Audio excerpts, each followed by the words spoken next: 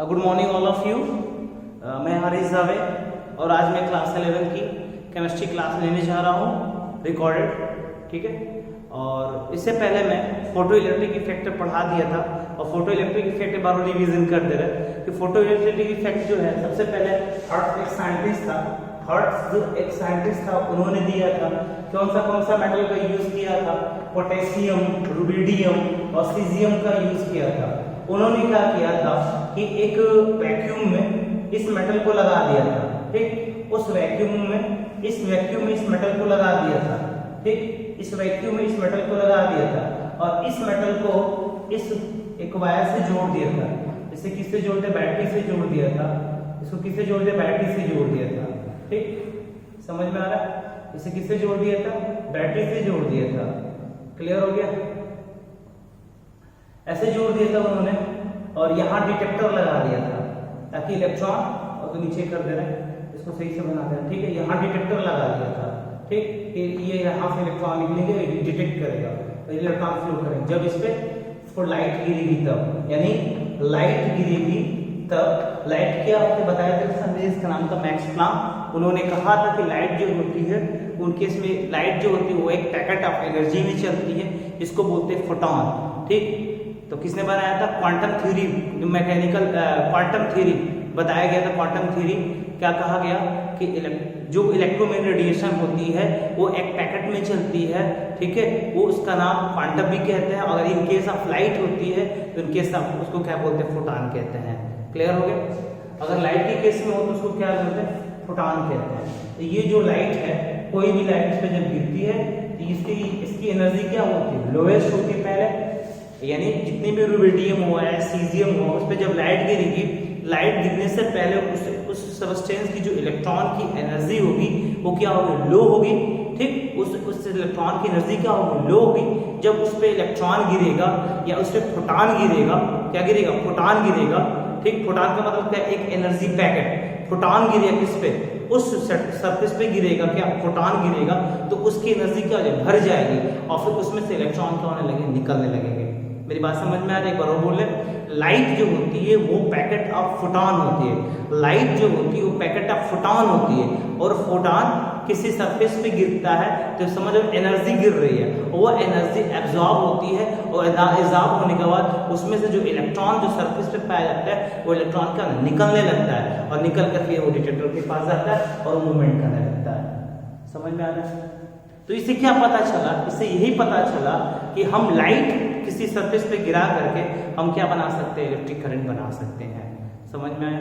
तो किसने किया था एक्सपेरिमेंट को? उसको किसने किया था? तो हर्ट्ज ने। अब थ्रेशोल्ड एनर्जी मैंने बताया, थ्रेशोल्ड एनर्जी जो मिनिमम एनर्जी जिसके पास, यानी जब लाइट गिरने से पहले जब किसी सरफेस पे एनर्जी जो होगी वो क्या होती है? लगभग जीरो के करीब में होती है। इलेक्ट्रॉन तो होता ही है लेकिन वो उसमें जो एनर्जी होती है लगभग कम होती है, ठीक। तो जब उसमें फोटॉन गिरता है, लाइट की प्रकाश यानी लाइट गिरता है तो इसका मतलब एनर्जी मिलती है उसको, तब तो एनर्जी क्या होती है? हायर एक्सटेंट में चली जाती है। तो जो एनर्जी लोअर होती है वो एनर्जी को क्या बोलते हैं? थ्रेशोल्ड एनर्जी कहते हैं। समझ में आ गया? इतना समझ में आ गया? कोई प्रॉब्लम इसमें? ठीक। अब समझते हैं आगे, इसमें कोई प्रॉब्लम? ठीक है।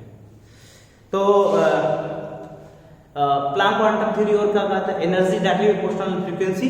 जितना एनर्जी बढ़ाओगे उतना फ्रीक्वेंसी बढ़ेगी और जितना एनर्जी घटाओगे उतना फ्रीक्वेंसी कम होगी, ठीक। अब आ गया, क्लियर हो गया? अब देखो dual behaviour of electromagnetic radiation. इससे पहले स्पेक्ट्रम के बारे में समझते हैं। स्पेक्ट्रम क्या होती है? इतना समझ में आया? स्पेक्ट्रम क्या होता है इसके बारे में समझते हैं। या स्पेक्ट्रम या स्पेक्ट्रोस्कोपी क्या होती है? देखो, एक होता है डिस्पर्सन ऑफ लाइट, एक होता है डिस्पर्सन ऑफ लाइट और एक होता है स्पेक्ट्रम, ठीक। स्पेक्ट्रम ऑफ लाइट होता है इसके बारे में। एक होता है स्पेक्ट्रम या स्पेक्ट्रम ऑफ लाइट। समझो, जब लाइट को या इलेक्ट्रोमैग्नेटिक वेव को एक, जैसे मान लो कि हमारे एटमॉस्फेयर में डिफरेंट टाइप्स के वेव चल रहे हैं, जैसे रेडियो वेव चल रहा है, माइक्रोवेव चल रहा है, गामा रे चल रहा है, एफएम चल रहा है, उसके बाद एएम चल रहा है, लॉन्ग रेडियो वेव चल रहा है, आईआर चल रहा है, ठीक है। उसके बाद हमारा सनलाइट की वेव चल रही है कि नहीं? तो बहुत सारे वेव चल रहे हैं, अलग अलग फ्रीक्वेंसी से अलग अलग वेवलेंथ से चलेंगे। सब एक बराबर नहीं चलेगा ना, सब एक स्पीड से नहीं चलेगा, सब अलग अलग फ्रीक्वेंसी में चलेंगे। ठीक, जैसे मान लो कि IR जो है थोड़ा तेज चलेगा, मैं गामा रे है तो कम चलेगा। तो सबकी एक एक फ्रीक्वेंसी होगी और एक एक उसका वेवलेंथ होगा। तो अगर हम उसको एक सीरीज में हम पैटर्न में बना दें कि ये वेव इतना स्पीड चल रहा है, ये वेव इससे कम चल रहा है, ये वेव इससे कम चल रहा है, इनका वेवलेंथ इससे कम है, इसका फ्रीक्वेंसी इससे कम, एक सीरीज में बना दें, उस सीरीज को क्या बोलते हैं? स्पेक्ट्रम बोलते हैं। Spectrum is the series of any wave on the basis of wavelength and frequency. ना स्पेक्ट्रम ये बताता है, स्पेक्ट्रम हमें ये बताता है किसी भी वेव के बारे में कि उसका ना वेवलेंथ कैसा है और उसका फ्रीक्वेंसी कितना एक सीरीज में। ठीक, या कई हजार वेव को एक सीरीज में ऑर्डर करते हैं on the basis of wavelength, on the basis of frequency, known as spectrum. समझ में आ गया? अब कैसे हम अरेंज करते हैं उसको देख लेते हैं। तो हम एक चार्ट बना देते हैं, ठीक है, उस चार्ट को ध्यान से देखिएगा।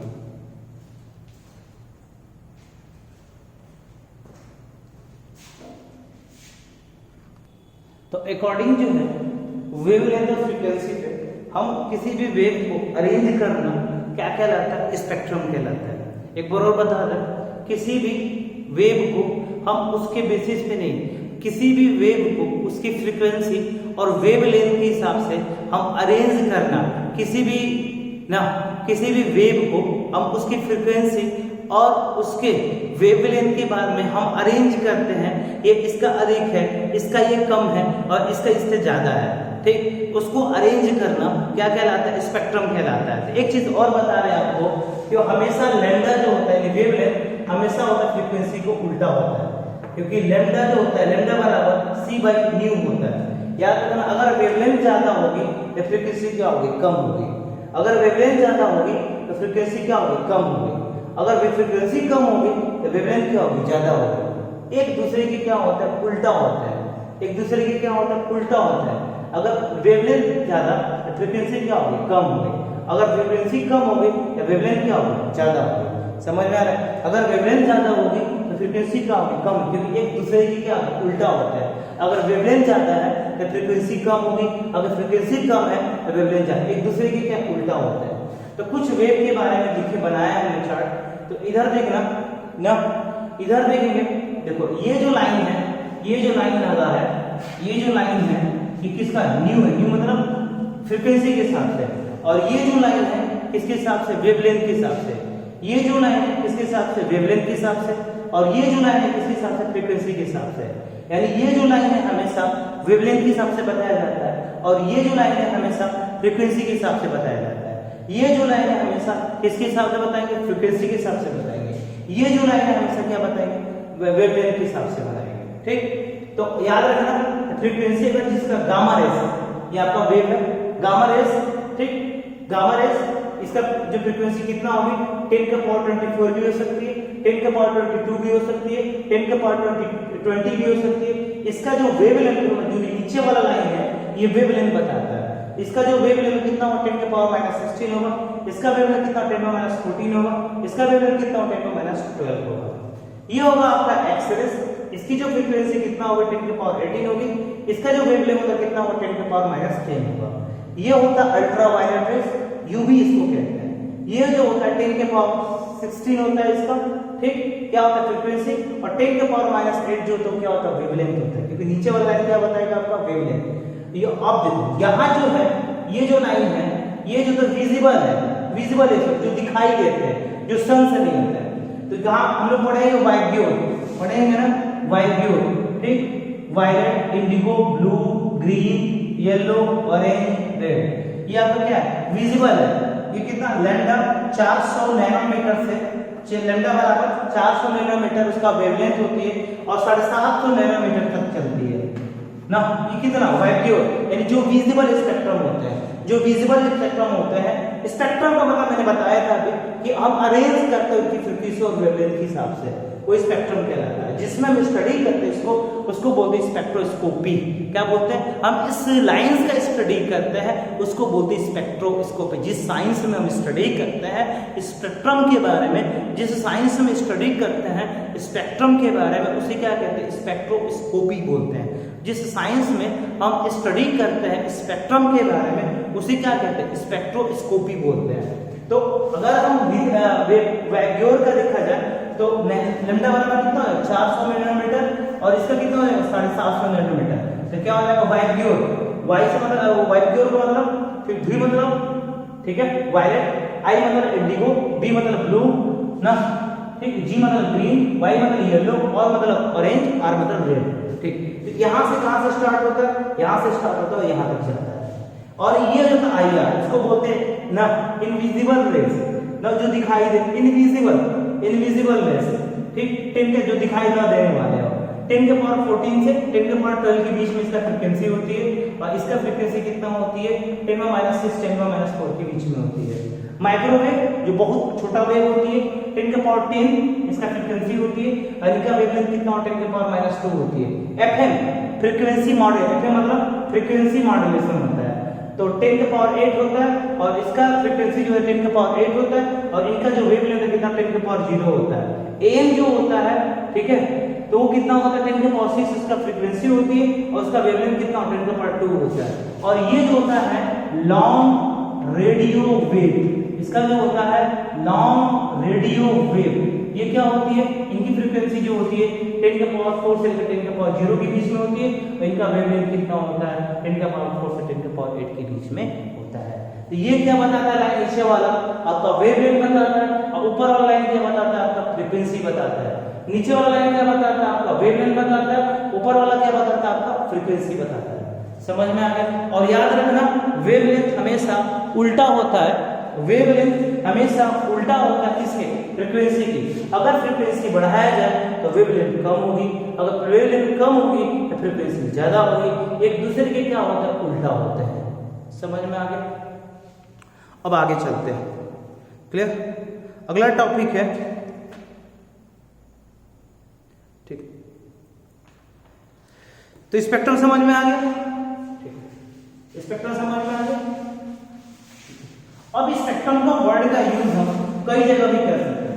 अब इसका मतलब क्या? अलग अलग वेवलेंथ के हिसाब से और अलग अलग फ्रीक्वेंसी के हिसाब से हम क्या करना? अरेंज करना।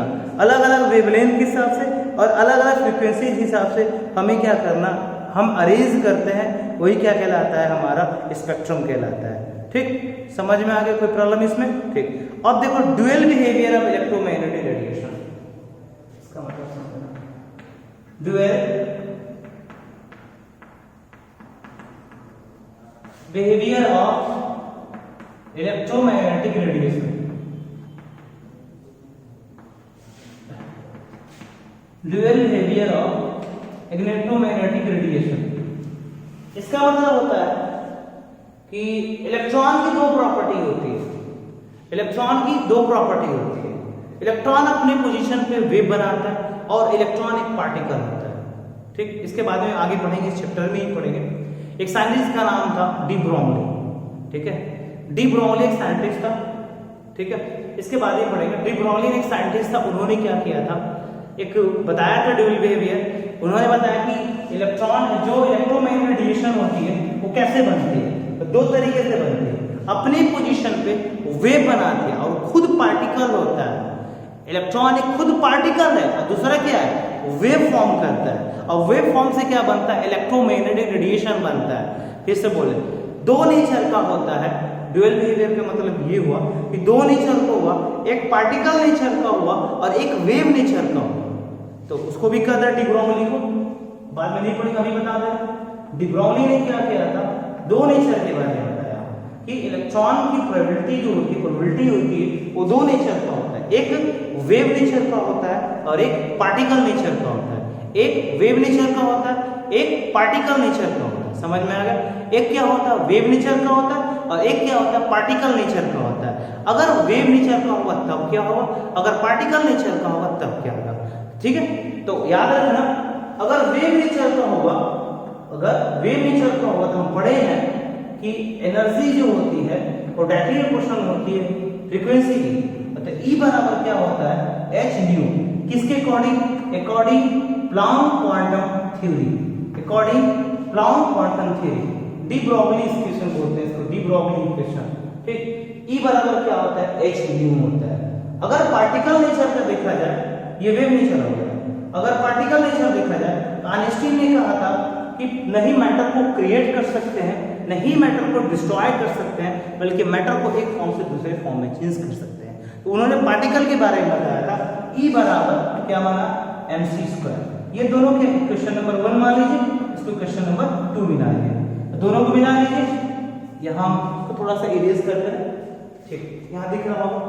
दोनों को मिला लेंगे तो E बराबर क्या होगा, तो h न्यू बराबर क्या होगा, mc²। न्यू बराबर क्या होता है, c बाई लैम्डा, ठीक, बराबर यहाँ लिख दे रहे हैं, न्यू बराबर क्या होता है, c बाई लैम्डा।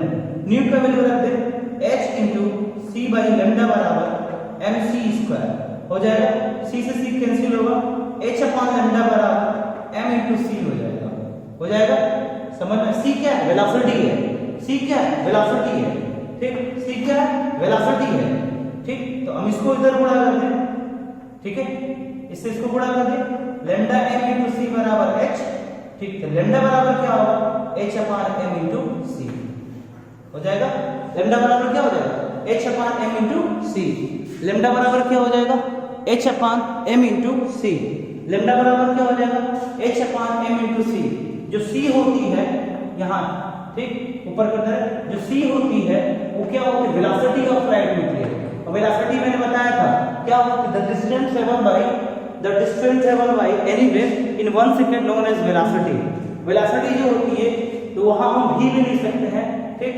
तो लैम्डा बराबर क्या हो सकता है, ठीक, h upon m into v।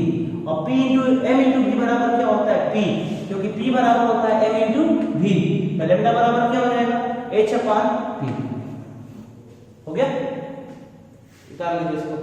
De Broglie scientist था, आगे पढ़ोगे फिर से, पहले ही बता दिया मैंने। डी ब्रोगली ने कहा था इलेक्ट्रोमैग्नेटिक रेडिएशन, यानी इलेक्ट्रॉन दो तरीके के नेचर कर सकते हैं जब इलेक्ट्रिक फील्ड और मैग्नेटिक फील्ड में रखा जाए। तो इलेक्ट्रोमैग्नेटिक का मतलब क्या होता है, इलेक्ट्रिक फील्ड और मैग्नेटिक फील्ड में रखा जाए। इलेक्ट्रॉन दो नेचर का शो करता है, एक पार्टिकल नेचर का होता है और दूसरा वेव नेचर का होता है। वेव नेचर का मतलब होता है अपनी पोजीशन पे क्या करता है, वाइब्रेट करने लगता है। कब, जब इलेक्ट्रोमैग्नेटिक लगाते हैं, जब इलेक्ट्रिक फील्ड और मैग्नेटिक फील्ड लगाते हैं। Electromagnetic is the two word, electromagnetic दो वर्ड से बना हुआ, किससे, इलेक्ट्रिक फील्ड और मैग्नेटिक फील्ड। इलेक्ट्रिक फील्ड और मैग्नेटिक फील्ड अप्लाई करके हम देखते हैं कि इलेक्ट्रॉन की क्या है, कैसा है बिहेवियर। दो नेचर का होता है, किस नेचर का, एक पार्टिकल नेचर का और एक वेव नेचर का। अगर पार्टिकल नेचर का देखा जाए तो क्या है, E बराबर mc² लेंगे। अगर वेव नेचर का तो प्लांक क्वांटम थ्योरी बताए हैं। क्या होता है Planck quantum, E directly proportional new, E directly proportional क्या होता है, न्यू, E डायरेक्टली प्रोपोर्शनल क्या होता है, न्यू। E बराबर h into new, h into new. h क्या है, प्लांक कांस्टेंट है, h क्या है, प्लांक कांस्टेंट है। समझ में आ गया। और h का वैल्यू जो होता है 6.62 से 10 पावर कितना होता है, 34 - 34 होता है। क्लियर हो गया। इसको उतार लेना, वेरी वेरी इंपॉर्टेंट है, बता दे रहे हैं, ठीक। अब देखते हैं, निकल गया। फिर से बता, वेव नेचर क्या होता है, ए डायरेक्टली प्रोपोर्शनल न्यू, E बराबर h न्यू, E बराबर mc²। दोनों को कंबाइन करते हैं, h न्यू बराबर क्या होगा, mc² ना। न्यू बराबर क्या होता है, c by lambda, mc², c से c कैंसिल हो गया। h अपॉन लैम्डा बराबर क्या होगा, mc। तो अगर हम इससे से गुणा कर दें तो लैम्डा mc, लैम्डा बराबर क्या होगा, h अपॉन mc। h क्या है, आपका प्लांक कांस्टेंट है, और h समझ में आ रहा है, h क्या है, प्लांक कांस्टेंट है। m इंटू v बराबर क्या होगा, m इंटू v बराबर क्या होगा, m into v mass and velocity बराबर p होता है, क्योंकि m इंटू v जो किसके बराबर होता है ना, किसके बराबर होता है। तो आप क्या पढ़ेंगे, p पढ़े होंगे ना, कन्वर्जेशन मोमेंटम के बराबर होता है। पढ़े होंगे मोमेंटम, p बराबर m इंटू v 9th में, तो p बराबर m इंटू v हो जाता है। तो डी ब्रोगली ने क्या फार्मूला बनाया, लैम्डा बराबर h अपॉन p। किसके लिए, तो दो नेचर के लिए। किसके लिए, दो नेचर, कौन कौन, वेव नेचर और particle nature. Wave nature and particle nature. इतना समझ में आया? क्लियर हो गया? Wave nature and particle nature किसने बताया? Wave nature and particle nature. कब दिया था? 1924। ठीक, तो क्या कह सकते हो कि मैटर की प्रॉपर्टी अब क्या हो सकती है कि मैटर की प्रॉपर्टी ड्यूअल नेचर की होती है, एक वेव नेचर की होती है और एक पार्टिकल नेचर की होती है। समझ में आ गया? कोई प्रॉब्लम इसमें? ठीक, तो देखते हैं क्या टाइम का होगा वीडियो। ठीक है, इतना ही आज के लिए। मिलते हैं नेक्स्ट वीडियो में। अगर कोई प्रॉब्लम हो, कोई जहाँ समझ में नहीं आओ तो पूछ सकते हैं। Thank you, have a nice day. आपका दिन शुभ हो।